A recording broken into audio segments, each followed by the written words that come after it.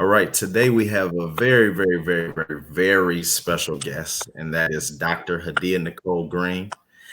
Dr. Green is an American medical physicist that developed a method using laser as a cancer treatment. I'm pretty sure we'll talk about that more later. She's one of 66 Black women to earn a PhD in physics in the US between 1973 and 2012. She is the second Black woman to earn a degree in physics from the University of Alabama at Birmingham. Dr. Green, what is it within you that makes you a high achiever? Oh, well, before I answer that, Todd, let me say thank you so much for allowing me and inviting me to come on your platform to share the word about what we're doing. It's an honor to have this interview with you. Thank you so much. The HBCU grad platform is special. I enjoy your posts all the time. So I'm excited to be here today, and I wanted to say that. Um, I think I got that inner Madam CJ Walker gene in my body. I just had this dream, and my dream was to develop a better way to treat cancer. And even before that, I guess I was a high achiever. I graduated undergrad with a 4.0 in physics. So it's just this inner desire to be excellent, to do my best. And initially, it was just because I enjoy learning. I enjoy the satisfaction that I did my best, just as a personal. Um, it's just I don't know. It's just and I was raised like that, I guess. Ora Lee raised me from age 4, and she would say, "Don't do anything halfway, and give your best or don't do it at all." And so that has stayed with me all of these years. And so I go in. I think I'm competitive because I grew up with brothers, but Yeah. I'm competitive in the sense where I'm not cutthroat. Where I don't. I want the whole team to win, and I do believe in finding a win-win for everyone. However, I do have to acknowledge that I'm pretty competitive. I don't like to lose. My brother says I'm stubborn more than I'm competitive. So if I set my mind to something, I want to accomplish that goal, um, no matter what. And I'm a figure it out type of woman as opposed to quit a quitter. However, I will admit that there have been times when I've quit, and I've had to have my support system encourage me and love me back up and say, if you don't cure cancer and all these cancer patients keep dying every year because you quit, shame on you. And what if you don't get into heaven because you didn't do your purpose on the planet? so, so there have been times where I, it's been hard, but I think more than being the high achiever just for the sake of it, my faith and my belief that it's possible makes me get back up on time after I've given up, and I'll get back in there and say, you know what? And the other thing that inspires me is seeing people who are differently abled, who may not have all the function and activity of their limbs, and they get out there and they like compete in Olympic level competitions as an athlete. And I'm like, wow, if you can be an athlete in a wheelchair, I don't have any business complaining about whatever it is that I'm doing with all the activity of my limbs. So those little things keep me going to do my best when I see other people who um, push. Like I get a lot of inspiration from athletes and entertainers like Beyonce and Michael Jackson when they are in rehearsal for like hours and hours and hours, and they're or in, on the basketball court with Michael Jordan, like practicing over and over. When I see them doing that, I'm like, okay, if they can do that for their profession, I can do that for cancer. Mm, makes sense. Now, when you look at people to surround you, are you Mm. looking for people that are similar to you, maybe that are just as competitive, maybe just in another way? Or are you looking for people to complement your skills? So that's a great question. So the people I like to keep around me, I like people who have a pure heart. And it doesn't matter how smart you are, how accomplished you are. And I know there are a lot of um, wealthy people who say you shouldn't be the smartest person in your room, or get a new circle of friends, or surround yourself by people who are better than you. But because I've had so many mentors, and I've had so many people pour into me, it's more important to me to have good-hearted people, good-natured people around who want to do good on the planet. Like, I have an adopted mom who's 82 years old, and the reason why I adopted her is not because she's rich and famous, or is part of Mensa or some intellectually superpowered superhero, but literally, like, she cares about the whales and planting trees and rescuing animals and recycling and global warming, and she you know donates to and to a variety of different nonprofits to help with their mission. It's just a little bit every month, and when I was watching her as a teenager and as a young adult, I would see her give Christmas to families and buy winter coats to children in shelters who didn't have coats.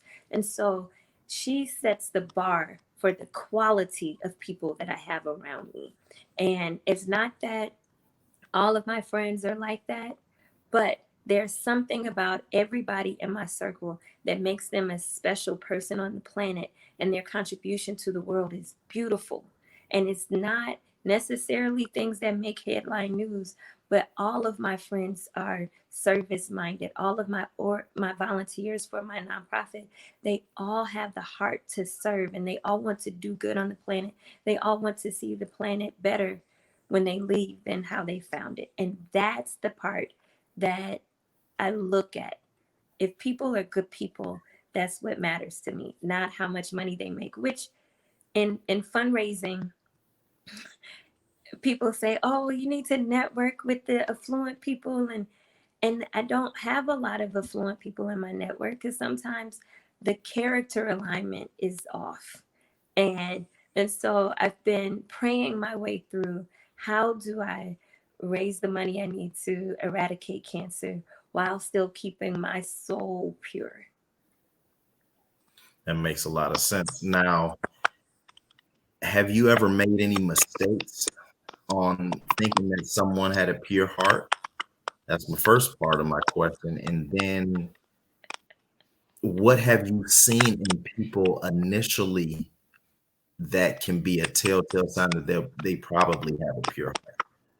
Okay, so good question. The reason why I started laughing at the first question, because my first answer was yes, I've made mistakes, but usually in my personal dating life. Right. Right. We all have. I was like, I thought you were a nice guy, Right. Right. kind artist. Right. But I say that jokingly, but I think um, there are people who present in a way that's disingenuous. And what so my godmom, she always tells me that I learn as I'm interacting with people, and my nature is to pay attention to details. And so after a while, I'll see something, and she says, well, now you have enough information to make a decision. And so I I don't claim, and I don't think I have like an instant ability to judge a person's character. I do give people an opportunity, and as my aunt who raised me would say, give each person enough rope to hang themselves. Hmm. And Hmm. what that means is, instead of prejudging people, give everyone an opportunity to prove to you who they are. And if they will be eliminated from your life, they will hang themselves with that rope. If you give them enough rope to um, come in, they'll end up hanging themselves with it. Right. Right. Makes Yeah, sense. and I think the analogy comes. Um, I went to this African inspired wedding one time, and they put the rope around the couple, and one person pulled on one end and the other person pulled on another end. And when you pull the rope, and create the tension. It was supposed to bring the two people together. And I'm tying that to, if you give somebody rope that's supposed to pull you together, they will end up hanging themselves if their intentions aren't good. You're right. That's a good way to put it. Good way to Yeah. put it. Now, Yeah. tell me And who you had a you were. second question. There was Um, a second part to that last question. but it was you pretty much answered it. It was basically, what do you like? What can you like? What are the telltale signs that let you know that someone is pure-hearted? And you said Uh, it takes you a while to figure it out. yeah, yeah, yeah. You give me a Okay. chance. All right. So tell me who Hadiyah Nicole was before she was Dr. Green. Like what was like? Who were you growing up? Take me all the way back. Okay, good question. So, when I was a little girl, my biological mom passed away when I was 18 months. I didn't know my biological father. And before I found out who he was, he passed away. So I never got a chance to meet him. My maternal grandparents took my two brothers and I in, and they both passed away in the same year when I was 4 years old. So my aunt, Ora Lee Smith, and her husband, General Lee Smith, took me in after raising 8 children of their own, took my brothers and I in after raising 8 children of their own. So I became number 11 in the family. And I grew up as a tomboy. My brothers treated me like the third brother. And I was fascinated and played with bugs and climbed trees and popped willies. And I still did little things like double dutch and hopscotch with chalk on the sidewalk. I grew up in St. Louis in an all black neighborhood, and the parts about my childhood that I think most attributed to me being where I am now was when I was in kindergarten. My brother was in fourth grade, and he used to have me do his homework. Wow. So I got on this accelerated track, and he ended up repeating the fourth grade. I became the first in the family to graduate from college. Um, Right. and that my love for learning came from him. And may he Mhm. rest in peace. He actually passed as I was Oh, starting graduate school from natural causes, but he gave me my love for learning. He made learning fun. And everything, it was like, oh, you can do it, you can do it. I bet you can figure it out. And it was like the call out and the challenge. Yeah, you got this, you got this. And he would literally cheerlead while I was doing the problems. And mhm. when I would come back, and I'm like, oh, I did it, I did it. Well, let me see if you did it right.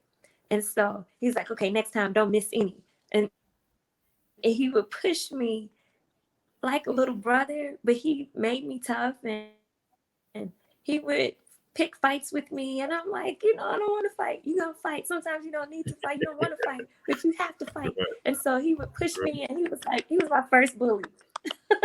Okay. And he would Okay. make me, now mind you, he was like twice my size, but he would make Mhm. me like make a fist, throw a punch. And he had me so tough as a little kid. and Mhm. and those things, I guess, maybe made that competitive side of me come out, because I won't pick a fight, but if someone's picking a fight, I will fight the fight for a right cause. um, Mhm. let's see, when I was in middle school, I was cheerleader, co-captain, and SGA president. I was in Future Business Leaders of Okay. America. And then when I went to high school, I was class president all 4 years in high school. I was on the mock trial team. We placed as state champions, or placed in the state championship competition, I should say. I was this girl in my high school. I was a sprinter, but I hyperextended one knee and tore the ACL in the other knee. And that's when I got going to go to college on the track scholarship. I thought, so I better buckle down and get my grades up so I can get a scholarship. Mhm. And And that's what set me on the path to making sure my grades, and I ended up getting a full academic scholarship to Alabama A&M University. Go Bulldogs! Right. and um, and that's the yeah. So I guess that's the short version. There are probably more details, but yeah, that's Right. some of my background that led me here. And when I was at Alabama A&M University, I interned at NASA. I interned at University of Rochester Institute of Optics, and I worked in one of the physics labs on campus. So Mm. I had all of this experience.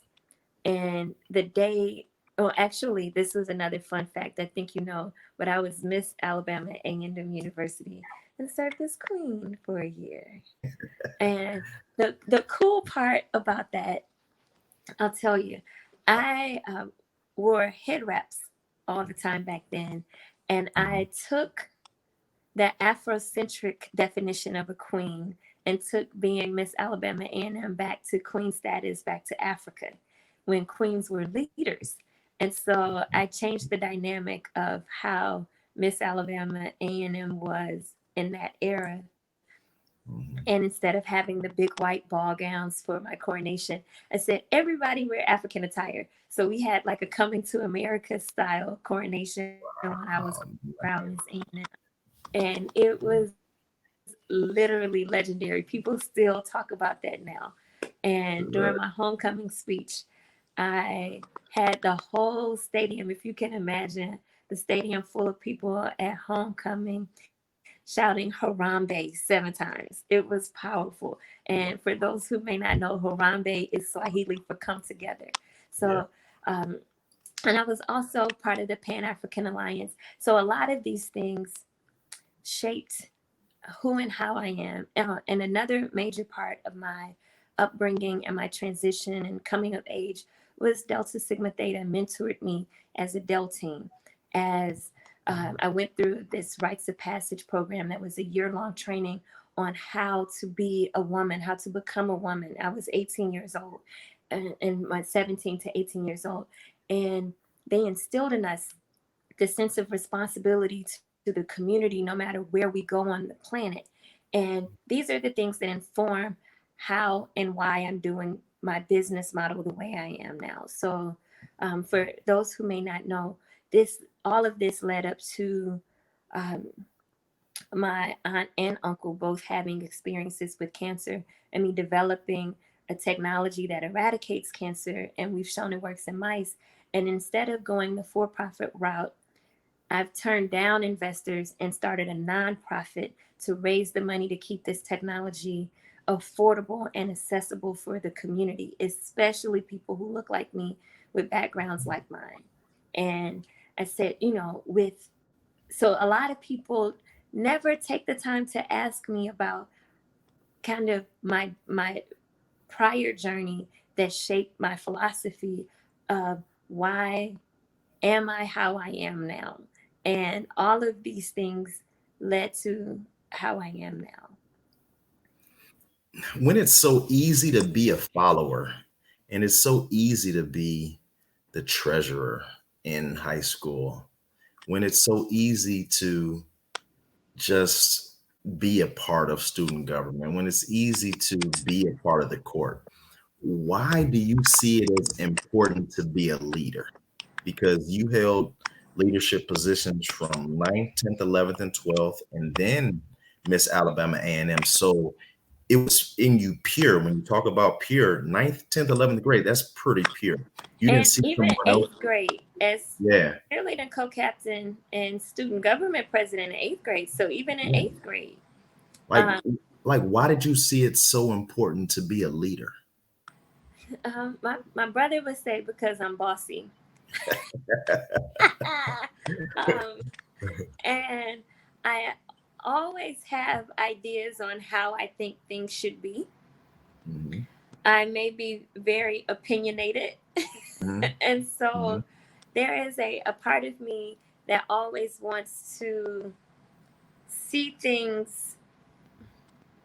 I naturally am always innovating. I'm always, how do we improve this? How do we do better? How can we make this greater?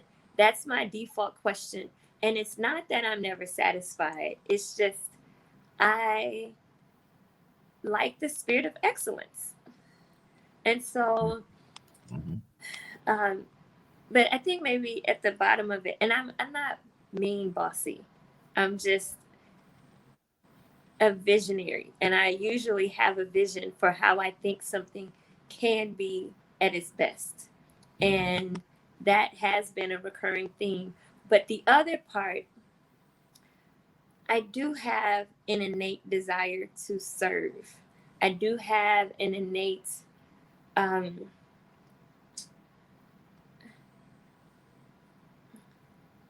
I get a satisfaction from being helpful. And sometimes I find I can only insert that help when I'm influencing decisions. Do you And think go do ahead. you think there's a fundamental difference in someone that gets more pleasure out of saying thank you than someone that gets more pleasure out of saying you're welcome? Because you, I think, would love to say you're welcome. And some people love to say thank you. So that is a very profound insight. And rarely in life can I honestly say I've never thought about that. But that is very profound, very insightful. So I I get great satisfaction from the task that would cause someone to say thank you and I'm saying you're welcome to them. I do get great satisfaction from that. And I'm a giver. My spirit is to that's one of my love languages, acts of services. Acts of service. That's how I show love. So my life is set up around that as a practice. And my adopted godmom, she would say, um, like we would talk about random acts of kindness. And as an adult, I've adopted that to random acts of service. Because it's not always my thought process that I'm doing this to be kind, but there are times when I can do things to be of service. And I've built my career now around being of service to help people. And that, more than money, brings me satisfaction that I'm making a difference on the planet. Talk to me a little bit more about Ora Lee Smith. Okay. So, most people for years since I started my nonprofit never asked me about Ora Lee Smith. And I was getting prepared for my acceptance speech when BET wanted to honor me 2 years ago for being a breast cancer advocate. And one of our volunteers, her name is Yvette, she was helping me with my speech. And she said, you never talk about Ora Lee and who she was. You got to start telling her story. And she's like, you always go into detail about your uncle and how he lost 150 pounds and all of his hair and all of his eyelashes and his experience in horror with chemo and radiation. And all you say about her is that she said that she would rather die than experience the side effects of chemo and radiation. And I boo-hooed and cried because I didn't realize until that moment that I hadn't been telling her story because it was painful. And part of my therapy, because I do believe in therapy, I do believe that mental health is just as important as physical and emotional and financial health. Um, but one of my therapists suggested that grieving happens in different ways. And sometimes it's easier to grieve when you do something in your loved one's honor. So, naming my nonprofit after Ora Lee Smith, who raised me, my aunt who raised me, it was my way to honor her memory, honor her legacy. Um, and it was part of my therapy. And there was this article, in essence, they interviewed me, and it was all about turning tragedy into triumph, and how do you heal when you go through something this devastating. And my faith has been a huge part of that, and honoring her memory has been a huge part of that. But her story is actually very profound. It really is the ordinary black grandmama story. She was born in 1932. She had a third grade education. Which what I'm finding is back then, a third grade education was really the equivalent of a PhD. And they had everybody in one classroom in a schoolhouse, and they had an outhouse, and she picked cotton. And her beginnings were so humble, but she had spiritual intuition, spiritual gifts, and she had what she called mother wit. And this mother wit is this concept. A lot of young people don't even know what it is, but it's this knowingness of how to do things and how to make things happen. So she ended up um, being a mother of 8, owning a restaurant successfully, had some health issues, and her restaurant closed while she was in the hospital, unfortunately. And my uncle was her second husband. But she, in her later years, was the glue that held our family together. She was our matriarch in the family. She was the cooker of Christmas and Thanksgiving dinner. She was a church going, praying woman of God. She fed people in the neighborhood. You could not come in her house and leave hungry. She would make sure, baby, you okay? You need something to eat? Sit down. Let me fix you a plate. And everybody, who knew her loved her. And the people in the neighborhood, when they talk about her, they say, "Oh, Miss Smith, you can always go get food at her house." And even if it was just a popsicle out the back door because she didn't want you letting all the air out in the summertime, she took care of people, right? and her humility centered me in beauty is as beauty does. And how are you, um, your character mattered. And she taught me to pray for people when they've lost their way instead of judging them, and to help people out when they're having a hard way. And baby, sometimes people can't, they just can't help themselves. And, and her heart was of service. Even though she never got an award or never had anything named after her, she poured so much into her family, and she sacrificed herself for her family, and she loved everybody. And my brother, the one who used to bully me, he would say, "Oh, I bet you I can make her mad." he Just was like he your was brother. he was so mischievous, and he would do stuff, and we would see her lose it, and yell at him. It's just like, "What you stop?" But the part that made that funny is, if you can imagine, 99.9% of the time, she's the sweet lady who Right. never gets mad at anybody. But my brother would bring it out to get a laugh. Right.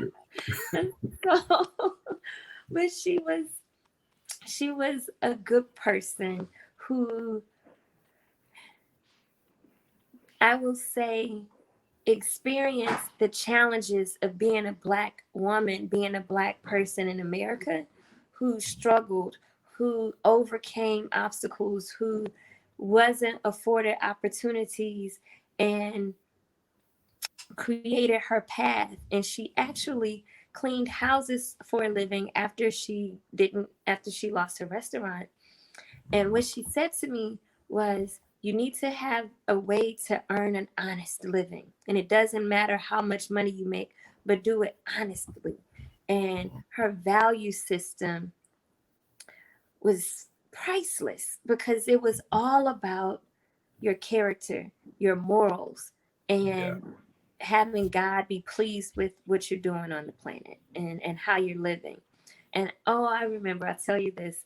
So when I went to when I started learning history, I started questioning some of the things that I was taught. So I came in one day and I said, Auntie, why you got this picture of white Jesus up?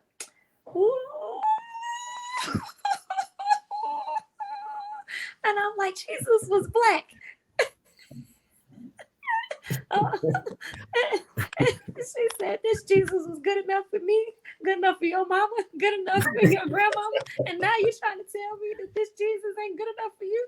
I said, it's the same Jesus, but why you got to be painted white?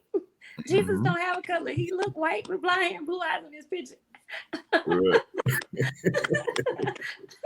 And so I know there were times where I gave her a headache about stuff like that.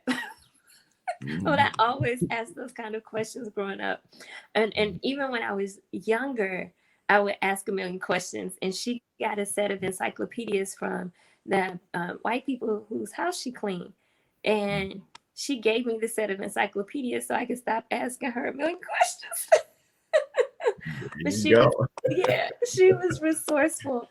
And I know those things help shape my journey. And I'm grateful that she sacrificed for my brothers and I. And the reason why it was important when when I was her caregiver and watching what she experienced with cancer in her last 3 months of her life, and then with my uncle, why I named my foundation after her was because too seldomly do regular Black women become a champion for just being amazing as women, as mothers, as wives, as members of the community, and serving in church. And I said, if we can have a Susan G, we can have an Ora Lee.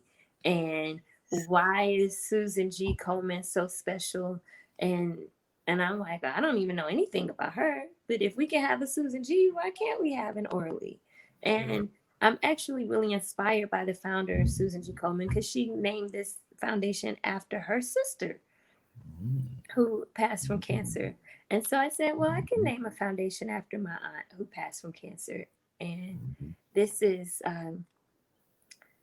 I think it's important to have everyday Black heroes and to celebrate the matriarchs of our family who have these thankless jobs of making sure that we eat every day and we have clothes. And she didn't care about name brands, but she made sure that we were clean and decent every day. Right. Right. I'm thankful to her because I never went hungry. I never knew not having electricity, and we weren't rich by any stretch of the imagination. But she made sure that she stretched. So if we didn't have a lot, she made a bag of beans and cornbread, and she taught me how to cook. So I think I'm one of the only people I know under 40 that can still make cornbread from scratch and a pot of pinto beans straight from the dry beans, not the can. We did That's not grow pretty up good. with microwaves or cable. I didn't know what Jiffy was until I was almost 20 years old. Right. And so I could make cakes from scratch, and I pick collard greens. I have vivid memories of picking collards, spinach, turnips, uh, mustards. We have this big old bag of greens. So like if we went down to this little bitty pot, like we worked all day with this little pot. Right, exactly. I remember when she would have me go over, she was like, you gotta make sure there's no grit and get clean the greens right. Right. And so she she had high standards, and her integrity, her character are what I love. And we pulled the people who helped me with the brand design, they pulled in what I'm doing and my character with her character. And that became the foundation of our organization. Right. You seem to pull a lot from the elders and the ancestors, Yes. and you're a giver. Mm-hmm. So I know that you probably mentor a lot of youth. While mentoring youth, what themes have you seen that have you either worried or encouraged? Okay, good question. So, the young people who seek me out to mentor them are actually quite exceptional. Okay. And I'm pretty impressed with them as standing out from the pack. Um, with young people in general, I think because now we're interfacing with young people who have only grown up with electronic devices and who didn't grow up going outside to play, and they've been part of this unofficial social experiment to um, engage on social media more than they engage with people with face-to-face conversation. And my concern is the actual, because like Facebook and social media was supposed to bring us closer together, but the downside of that is the in-person ability to be close together has been compromised because a lot of people, young people, don't know how to have a face-to-face conversation and engaging and hugging and making eye contact and having a sense of humor. Those things may become lost arts. um, and that's part of the reason why I think it's important to maintain relationships with the elders that say, put your device down when you're having a meal and make eye contact and tell me, use your words, tell me how you feel, how you doing, what's going on with you. Those Right. things, because that intergenerational communication is so important, because I think it's absolutely amazing what technology has done. And I think it's also important to stay rooted in connection and spirit, Right. and staying connected to ancestors. So the things that I'm proud of with my mentees are, they're like, one of my mentees, I'm going to shout out Maya Catherine. She just graduated from Howard, and she is an amazing young woman who gives me hope.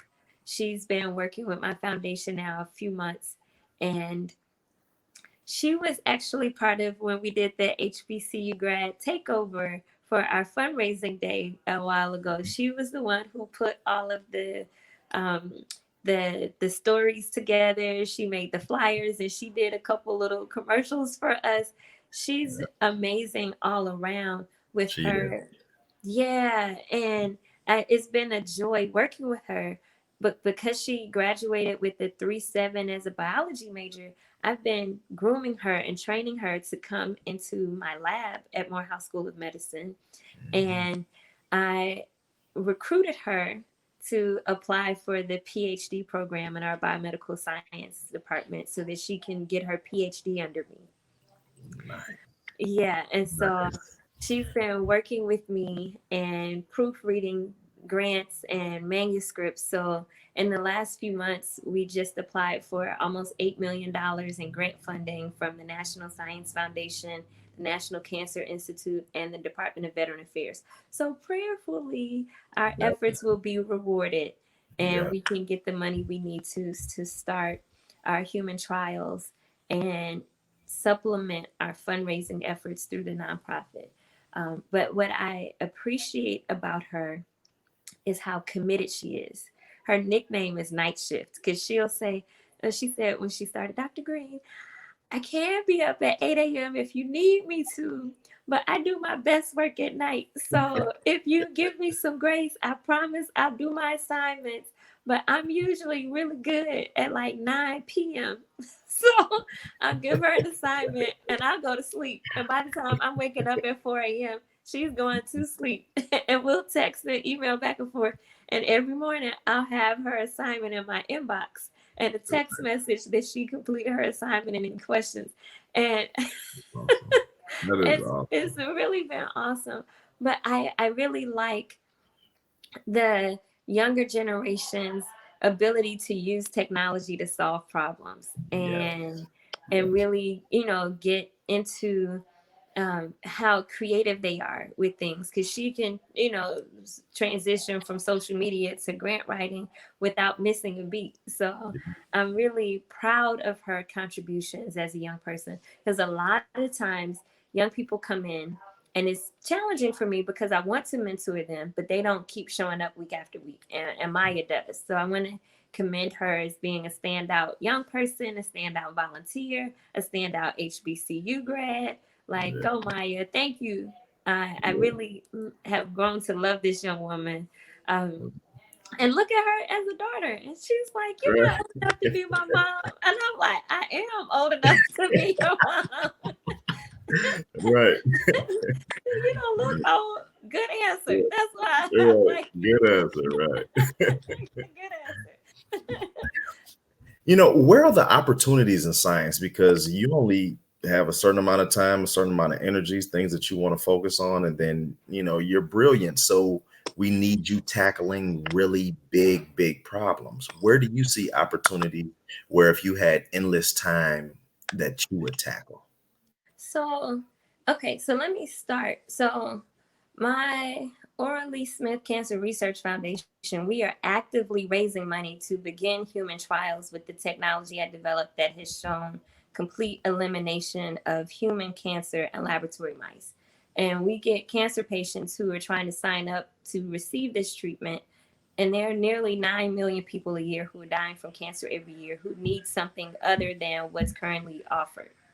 So we're actively trying to, not actively trying, but we're actively raising money to reach our first $10 million fundraising goal that will Mhm. empower us and give us the resources we need to begin our first in human clinical trials so that we can take the technology out of the laboratory into hospitals. So for us right now, it's in that translational commercialization phase of going from bench to bedside and taking the technology forward. Um, and that's where my priorities are. And we actually just got a paper accepted, and we actually haven't shared this publicly yet, but we just got a paper accepted in the International Journal of Oncology about the technology. So thank you. We'll put that out soon and make the announcement and do a little bit of a victory dance, because that's a huge accomplishment. It's my first paper as the senior author, as Oh, the wow. boss. Yes. That's awesome. That is Yes. congratulations. Thank you. Thank you. I'm excited about that.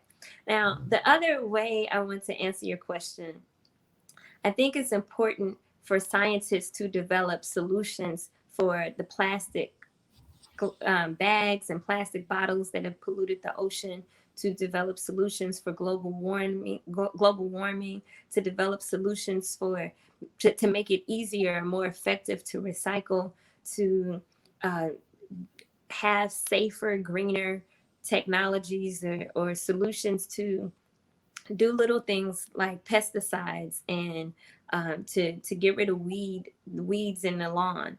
And part of the reason why that's important is because sometimes the chemicals that we're using for day-to-day activities cause cancer.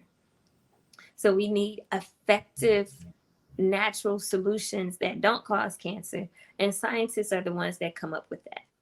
I was just talking about to one of my other volunteers, shout out to Tracy, who was telling me, she's like, well, we need you to stay well, because when you finish curing cancer, you still got more work to do. I was like, Tracy, yeah, I'm just trying to be a one-hit wonder. What are you talking about? Right. I'm ready to go to the Right. beach and run from Right. hurricanes when I need to. What is this you're talking Right. about? You want more out of me? She was like, well, you said that you were planning a career in revolutionizing the way we receive cable and internet. She was like, well, this pandemic has shown us that we need better internet. We need you to develop it. And I was like, oh, Tracy. So let me give that idea to somebody else. Really good. Now, you know, I don't I don't consume a lot of content, but I've been aware of you for a while. And then when we collaborated 2 or 3 months ago, I Yes. became more aware and, started to, look a little bit more. And I've seen you out here and Mm. I've seen you talking, I've seen you on different platforms. And oftentimes scientists aren't business people and Mm-hmm. business people aren't scientists.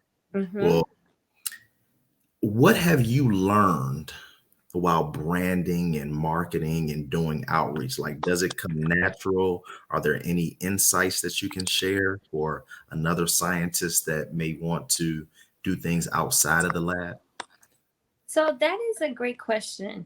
Um, I took a course for it's about a year at Emory called Fast Track, and this course was designed for academic scientists to start companies, because there's a whole community of academic scientists who are also entrepreneurs, and there's a lot of support for us. And there's the Small Business Administration, and their whole job is to help small businesses get started. Mhm. The other part about that that's really cool is I have mentors who have been successful in business, and I interviewed them before I got started. And I did a whole lot of research on the front end about my business model, because I think it's like the measure twice and cut once philosophy. Get all Mhm. the information that you can up front. And everybody I knew who had ever developed something, invented something, including the black scientist who invented the super soaker, um, uh, um, Brother Johnson. I'm trying to think of his first name. Lonnie Johnson, who invented the super soaker, and my mentors and all the scientists I knew who had developed something while I was in graduate school, and I saw what they were doing. There are so many disgruntled scientists and black inventors who have had their technology stolen from them, or the business people who are good at business and not science. Those were the people who got rich, and the scientists were still poor and disgruntled in their senior years. And Right. so, one of the things that for me, when I started looking at who's raising the type of money, pharmaceutical industries have it, but the cancer nonprofits between Susan G. Komen and American Cancer Society, they're raising over $1 billion a year with no cures to show for it. And I said, well, Yep. they're filtering the money, raising money for a cure. And it's like this with a lot of other diseases. And then the money filters through and then filters through and filters through. And every filter, that dollar that goes to science is being diluted. So I would love to see more scientists get the training to be the entrepreneurs, to be the founders of nonprofits, so that the money can go straight to the scientists instead of having to go through the president, CEO, the whole organizational structure, and have literally, with no exaggeration, 75, sometimes to 80 or 90% of the money raised go to overhead, and then only having 10 to 25% go to the actual research. So Right. um, I would encourage and I would love to see more scientists develop that business savvy, because it is a skill. Now, let me also say, I found that my intuition has served me well to guide the decisions that we make and how we spend our time. And one of the things that I've been telling my team, because everybody thought we would have raised $10 million by now, because we've seen people raise money for a wall in 4 days, and why is it taking us so long? And I've had other people say it's because I'm a black woman, and I do realize people see me and greet me with skepticism instead of benefit of the doubt. And so it doesn't matter that I have 3 degrees in physics and graduated with a 4.0 GPA, and that I got $1 million grant from the government for my research already from the Department of Veteran Affairs, or that I was named as one of the 100 most influential women of this century with Eleanor Roosevelt and Hillary Clinton and the notorious RBG. Like, some of that is still not enough. And it's like, I can't achieve enough to some people for them to become a monthly donor, give me the benefit of the doubt that even though these other nonprofits, these other cancer nonprofits don't have a thing to show for it, it's a feel good movement because you got a t-shirt and you participated in a walk. And if that's what it's going to take for us to cure cancer, to get t-shirts and walks, okay. But I was hoping that showing pictures of a tumor shrinking in a mouse and showing that we actually can kill cancer in the lab would inspire more people to just donate, because we've already developed a technology that kills cancer, and we're not just raising money for hope and awareness that you need to get tested early, which you should get tested. And early detection does save lives. That is important. And we still need better answers to cancer, which this is one. And so we are ushering in a new era of how cancer is treated and need that support, that financial support. So our platform, and just for the shameless plug while we're talking, and I'm sure you're going to ask me to repeat this again, our website for anyone who wants to know how to support is oralee.org, and we're on Cash App and Venmo at Ora Lee Foundation, ORALEE Foundation, and oralee.org. So you can ask me, I'm sure you will, about that again, but since I was talking about it, I said let me put that out here now. So I think it's important for people to know that I have a nonprofit, and that message usually gets lost when people are either fascinated by my story, or they're proud of me, or they're saying, well, clearly the celebrities are going to fund this, or clearly the government is going to fund this. And if this is true, then she should have the money that she needs. But if you can imagine a world where a Black woman cured cancer and people said, yeah, maybe not, because somebody else would fund this. So that is where we are. And I want to say thank you to the 15,000 people of the millions of people who have seen what I'm doing. There have been about 15,000 people who have donated. And those 15,000 people helped us make history and break a record. I'm one of the first 33, I think I became the 33rd African American woman to raise $1 million or more for a tech startup. So I thank all my donors. We did this with no paid employees. We're all volunteer team at the Ora Lee Smith Cancer Research Foundation, which makes it even more remarkable because it was less than 100 of us pulling together week after week. And I have to thank Karen Hunter for being our largest champion, and the Karen Rebels really getting us over the top, and Ricky Smiley and Roland Martin for helping us. And there have been a host of other people who are championing our cause.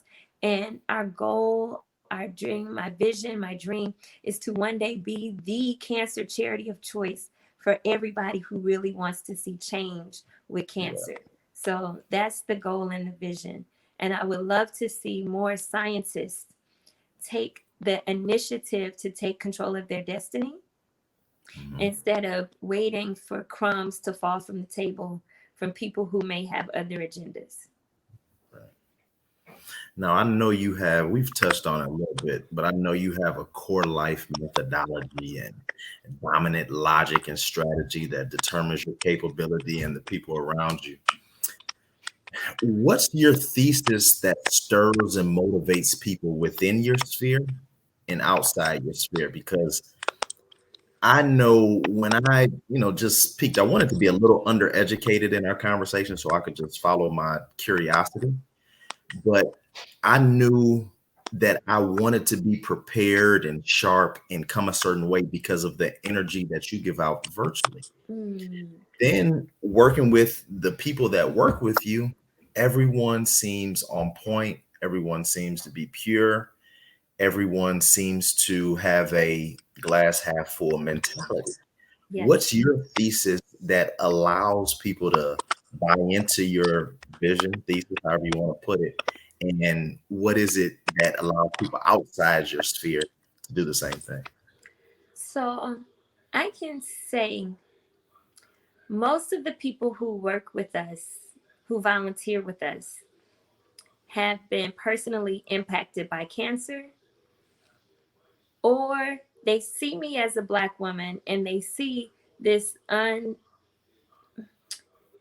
unbelievable hurdle and know because I'm a Black woman doing it that I just need support. So I personally on board every volunteer and every donor has personally heard my voice and heard my story and donated because they saw my heart and they connected with, I'm just an everyday Black woman raised by an everyday Black woman in an everyday Black family who's lost loved ones to cancer. And because of that, and having been fortunate enough to graduate college as the first in my family to go to college, but to graduate with 3 degrees and no student loans, I feel especially blessed and responsible for making sure that my contributions benefit the world as a way to say thank you for the blessings that I've gotten. Um, my volunteers are amazing, and they don't come with, excuse me, what can I, how can I benefit from this? They all come with the spirit of, how can I help? How can I serve? What do you need me to do? And most of our volunteers have lost a mom, a husband, a sister, a brother, a child, even, or they themselves are cancer survivor, and some of them are battling cancer right now. And our volunteers who live with cancer keep me motivated day in, day out, because I know Desiree needs this now.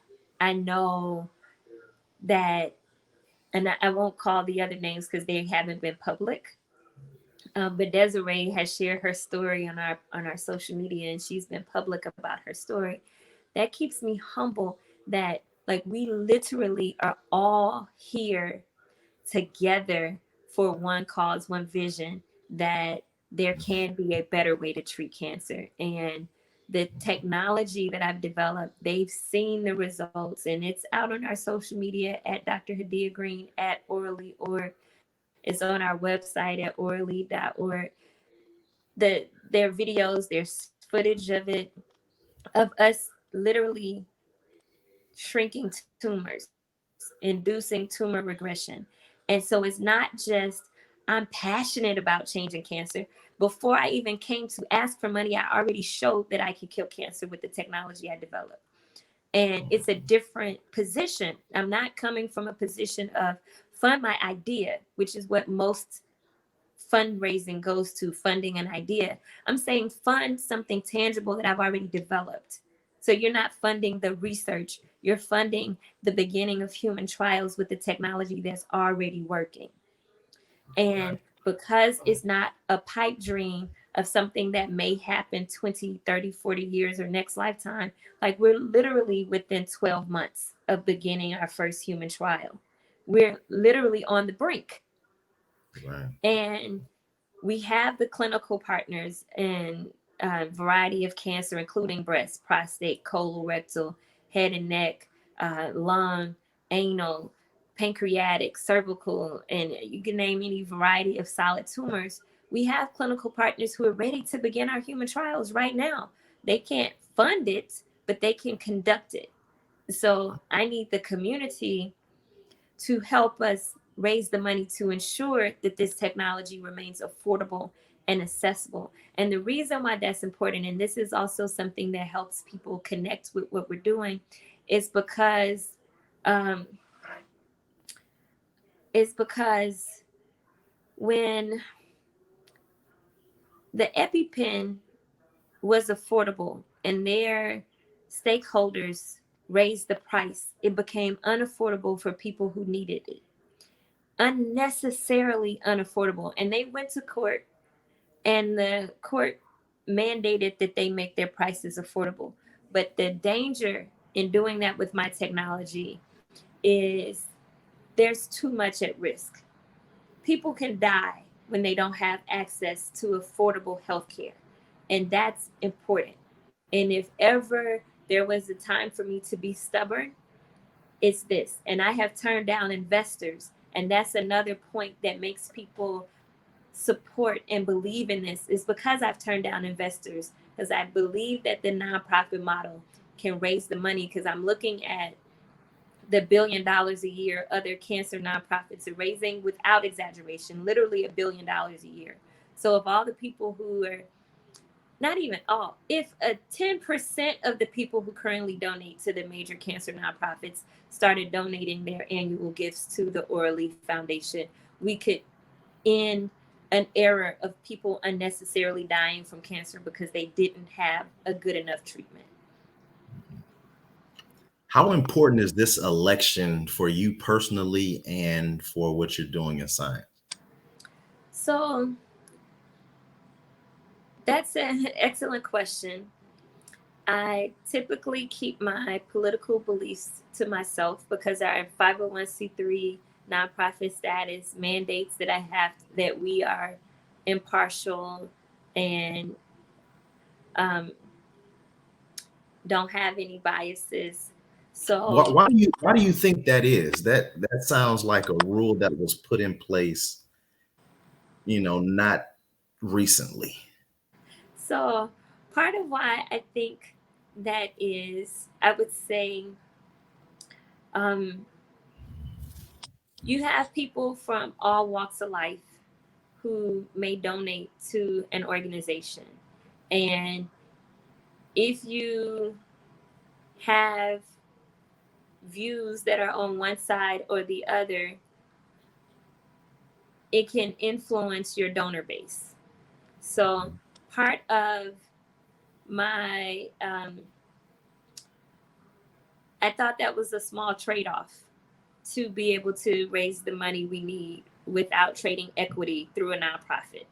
Because, and at this point, I will say, I am my own woman as Hadiyah, Dr. Hadiyah-Nicole Green. And then I am the founder of a nonprofit with 501c3 status. So I'm going to shift and answer this question as a woman, not as the founder. I think it is important to have leaders in government who believe in science. That is on the ballot this time around, because there are clearly people who believe in science and clearly people who don't. And anybody who's been awake and alive knows what I mean without me having to say more. Right. Makes sense. If someone wants to be the next Dr. Green, what steps should they take? What talents should they have? What actions should they take? So I'll tell you, and this comes from one of my biggest influences and biggest sources of inspiration. This comes from Oprah. Don't try to be the next Dr. Green. Just like she would say, don't try to be the next Oprah. Be your best you and show up on the planet with your authentic self, with the things that God gave you or spirit gave you to manifest, and find out what inspires you. Find out what makes you unique, what makes you special, what things do you uniquely bring to the table that can make the world a better place, that only you can do, the things that will make you great. Because maybe trying to be the next me, you missed the boat. Maybe you're the one who's supposed to cure diabetes. Maybe you're the one that's supposed to cure coronavirus instead of giving us a vaccine. And maybe you're the one develops a cheaper, more accessible, rapid um, coronavirus test, because I don't like the nose swab. I want to be able to spit in the cup and the color turn blue. So I hope Right. somebody can come up with that so I can screen you at the door instead of these um, forehead temperature scans that I'm like, well, 4 to 5 people don't even have symptoms. So why are you taking my temperature at the door? That's the first. But Mhm. that's just my opinion as a scientist. And so I want to, spit in the cup and have the color change if you're positive, or like a pregnancy test. I Mhm. want it to be that fast and that cheap. So maybe that's what you're supposed to do. Not be the next Dr. Green. Be the Right. next best you. And if that means reinventing yourself, and some people may be too young, but like Mary J. Blige, she reinvented herself a couple times. If you Yeah. need to reinvent yourself, do that. Mhm. And but be your best, greatest self without, and the race isn't with your neighbor. Because there was a point when I was in graduate school and I'm like, man, all of my friends are already graduated. Some of my friends didn't go to graduate school and they're making 90,000 a year every year. And I'm in grad school making like 20,000 a year. And oh, like, it's not fair. And what happened over time, I still became the first of my peer group to win $1 million grant.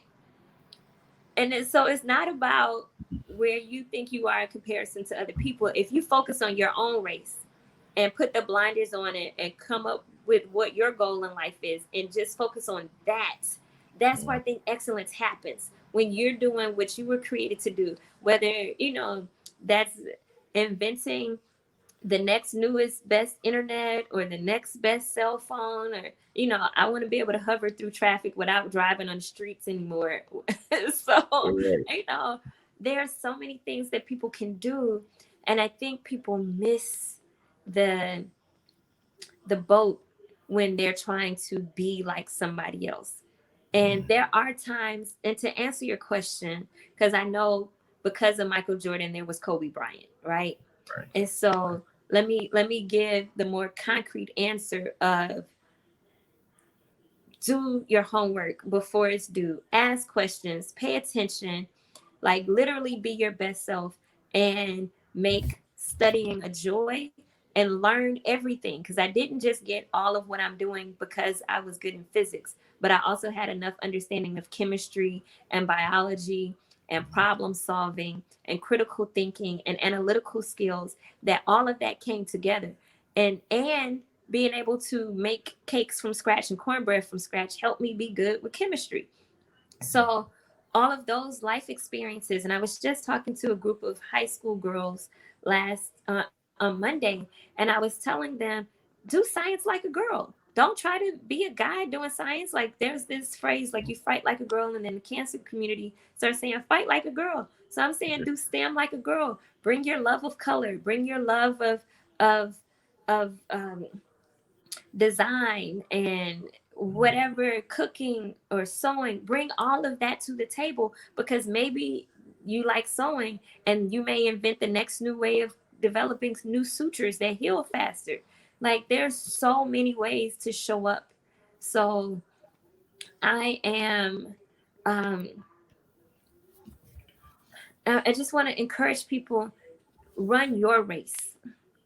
Mhm. But in the process, there is never a replacement for excellence. So, as much as you can, be the straight A student. But if you're not, study harder, study longer. And one of the things that my PhD advisor told me, because I was finding it hard to get through the problems, and I'm like, I'm not making the test, the grades on the test. And he said, well, how many times did you repeat the problem? I said, just once.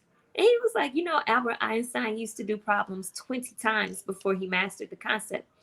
Did you do the problems 20 times? Like, no. But I will say I started mastering the concepts after 12 times. Okay. Okay. She's smarter than Einstein. It makes sense. A black woman smarter than Einstein. No, That I'm makes not saying that. That's awesome. Dr. Green, you're a real pioneer in what you're doing. Um, seem to have a great personality, beautiful spirit. We're totally behind what you're doing. We really, really appreciate you taking the time to talk to us. And whatever we can ever do for you to help, we'll always be here. Well, thank you so much for this opportunity. And I would like to ask everyone who sees this to please consider making the Ora Lee Smith Cancer Research Foundation your cancer charity of choice. We need your support, and we really can usher in a new era of how cancer is treated, but we can't do it without your support. We need your support.